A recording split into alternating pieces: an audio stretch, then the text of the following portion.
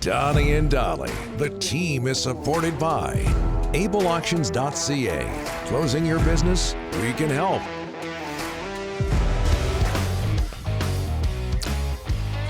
Thursday and all today's guests, including Mike Yeo, standing by, brought to you by the Vancouver Giants. Giants just announced their home opener Friday, September 20th. They're getting ahead of the curve here against Seattle, 7 p.m. For more info, email sales@vancouvergiants.com or call 604-4Giants. Former Canuck assistant Mike Yeo. Yeah. Behind the bench, it seems like just moments ago in the playoffs. He's been hired by the Ottawa Senators as an assistant coach under Travis Green after recently leaving the Canucks after a couple of seasons. Mike's also been a head coach in Minnesota and St. Louis, interim head coach in Philadelphia. He's been around. Mike, thanks for doing this, sir. How are you? I'm great, guys. How are you guys doing? Good. Very well. How did this job in Ottawa come about? Well, obviously, you guys were there and kind of knew what happened. That I had a really good meeting with Patrick at the end of the season, and it's interesting. I've never kind of left an organization on such good terms that I did with Vancouver, so I really appreciated that. And then I was prepared to take and just kind of figure out what was next. With the intention of maybe reaching out to a few people, but the situation would have had to be perfect, and working with really good people was important to me. And then very quickly, I started talking to Travis, and I started talking to Steve, and it all just made sense. And so it was something that happened rather quickly, but the reason was because it checked all the boxes. Steve being Steve Staios, a lot of Vancouver connections there in Ottawa. How well do you know him? How well do you know Travis Green? Well, ironically, I played junior with Steve a long time ago, many years ago. He got traded from Niagara Falls up to Sudbury. So we got to know each other a little bit then. To say that we've been, real close or kept in touch since then would not be accurate. But he's a guy that I've always had great respect for. And anytime we saw him, we'd say hello. Travis, he's the kind of guy, like as coaches, you run into guys at the draft or whatever the case is. And, very friendly, but it's not, I can't say that I had a relationship with him. But after my conversations with him, you can tell, like, first of all, him and Talk are really good friends, and you can tell why. Like, I picked up a lot of the same vibes and a lot of the same, almost just the same kind of idea that I would have. Like, I love working with Talk so much that I got kind of that same feel when I was talking to Travis. What do you think the Canucks have in Rick Tocchet, Mike? Talk is, I've been so fortunate to work with some of the best coaches in the game, whether it's AV or Bruce or Michelle Terry and Dan Bilesma, like Ken Hitchcock. I've worked with some unbelievable coaches. Talk is, I would say, the most unique of them all in his ability to teach specifics, like individual specific things. And all those coaches were amazing and incredible, and they all have their own genius.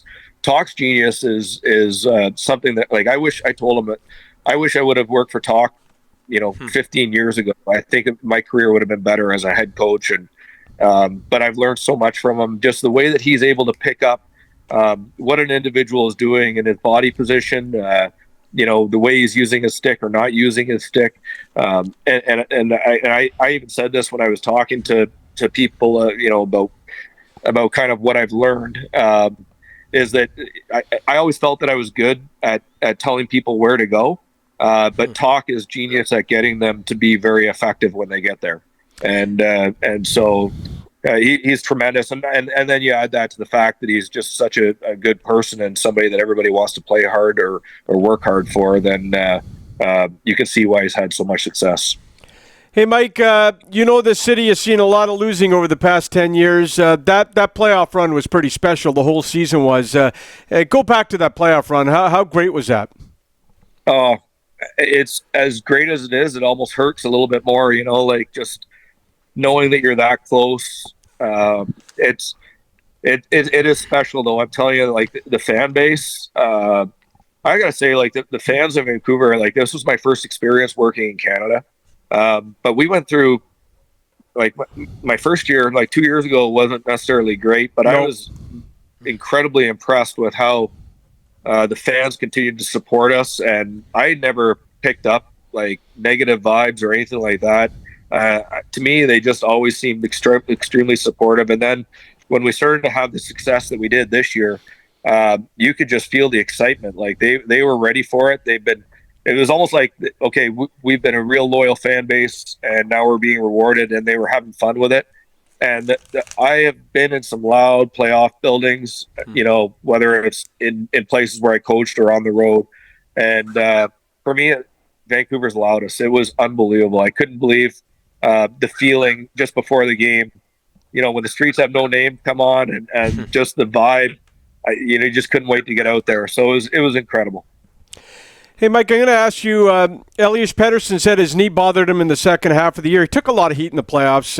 He really did. You think he can bounce back and get back to the old Elias next year? I have no doubt. I'm absolutely sure that he will. I think that, it's funny, like you look at every player, and they're always going to have ups and they're going to have downs. And typically a lot of their ups come after their downs, right? They have that extra motivation going into the summer. They've got a real purpose in how that they train, and just they spend the entire summer preparing themselves for that season to come. So he's an incredibly talented kid. He cares. Everybody knows that he cares and he wants to do well. So I have zero doubt that he's going to have a real strong season next year. How would you describe your 2 seasons in Vancouver, Mike? Really, as we go back to that, really interesting because of the whole Bruce Boudreau situation. Rick comes in, takes over. You're there for those 2 seasons. How would you describe that? Well, obviously, the first year was very tough. It was. I don't want to say I went there, for Bruce or because of Bruce, but he was probably the main reason. He was the guy that I was talking to the most, and so that was very difficult. And even like with the fact that I went there and I would almost consider myself his hire. I felt, maybe I'm going to get let go here at this time too. So I was grateful to be able to be kept on. And then you don't know how the transition is going to go with the new coach coming in. But talk was incredible. The whole staff was incredible. So my experience over the last 2 years were absolutely amazing. Like, I'm so grateful to the organization. The city is beautiful. What can you say about Vancouver? It's gorgeous. But the hockey side of things, for me, was a real positive. Like I said, the things that I learned, but just the overall experience of, working with everybody in management and the coaches, and all the players, it was tremendous. Okay, I got to ask you one more question before we go here. Your hockey database page profile pic. You look like a Philadelphia Flyers 1970s badass. Okay, and I'm looking at your penalty minute totals in the minors and in Sudbury, as you mentioned. They're way up there. What kind of a player were you? I would not call myself a goon, but I will say this. So with the Houston Arrows, Derek Bugard has the second most fighting majors, and I have the first, so that's pretty good. But I think I played probably about 3 or 4 more seasons. It's funny, like, so I would fight a little bit. I did whatever I could to try to get ahead. But I was looking at this year, and I was still the 3rd toughest guy on our staff. So. I liked our chances. If we went against most staffs the other on most night. Yeah, it was definitely a good look. No question about it. Good look in Ottawa too, Mike, and good luck. Thanks so much for doing this. We really appreciate it.